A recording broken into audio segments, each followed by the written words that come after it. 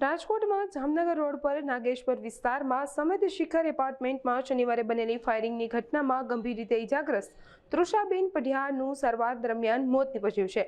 અહીં ઉલ્લેખનીય છે કે શનિવારે સવારે તેમના પતિએ તૃષાબેન પર ફાયરિંગ કર્યા બાદ પોતે પણ લમણે ગોળી ઝીકી આત્મહત્યા કરી લીધી હતી। આ હચમચાવી દેનારી ઘટના પાછળ પત્નીના પ્રેમ સંબંધનું કારણ હોવાનું સામે આવ્યું છે। સમગ્ર મામલે પોલીસે વધુ તપાસ હાથ ધરી છે। આ અંગે એસીપી રાધિકા ભારાએ નિવેદન આપ્યું હતું। રાજકોટ શહેરના ગાંધીગ્રામ પોલીસ સ્ટેશન વિસ્તારમાં નાગેશ્વર સોસાયટીમાં એક આત્મહત્યા અને સાથે હત્યાનો પ્રયાસનો બનાવ બન્યો હતો, જેનો ગુનો દાખલ કરવામાં આવ્યો હતો। અને આ જે બનાવ છે એની વિગત એવી છે કે લાલજીભાઈ રમેશભાઈ પઢિયાર કે જેઓએ પોતાની પત્ની તૃષા પઢિયારને પોતાના લાયસન્સ વેપનથી એને ગોળી મારી અને એને ઈજા પહોંચાડેલ હતી અને પોતાની જાતને પણ એમણે આ ગોળી માથાના ભાગે મારી અને આત્મહત્યા કરેલી હતી। આ જે તૃષાબેન છે એમનું આજે વહેલી સવારે 4 વાગ્યા આસપાસ એમનું પણ સારવાર દરમિયાન મૃત્યુ થયેલ છે, જેથી આજે 109 મુજબનો ગુનો દાખલ કરવામાં આવ્યો હતો, હત્યાના પ્રયાસનો, અટેમ્પ્ટ ટુ મર્ડરનો।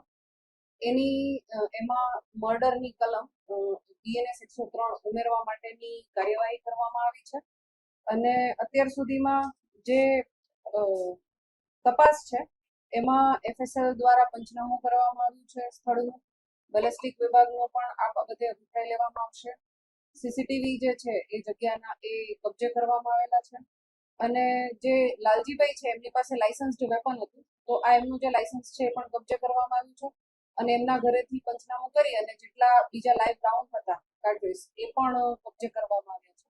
અને સાથે સાથે જે સ્થળ ઉપરથી અમને ખાલી કેસ મળ્યા હતા એ પણ કબજે કરવામાં આવ્યા। જે તૃષાબેન છે એમના બ્રધરે જ આ ફરિયાદ આપી હતી અને એ ફરિયાદ મુજબ તૃષાબેનને કોઈ એક વ્યક્તિ સાથે સંબંધ હોય અને એનાથી નારાજ થઈ અને લાલજીભાઈ છે એમણે તૃષાબેનને ગોળી મારેલી હોય એ પ્રકારની ફરિયાદ આપી।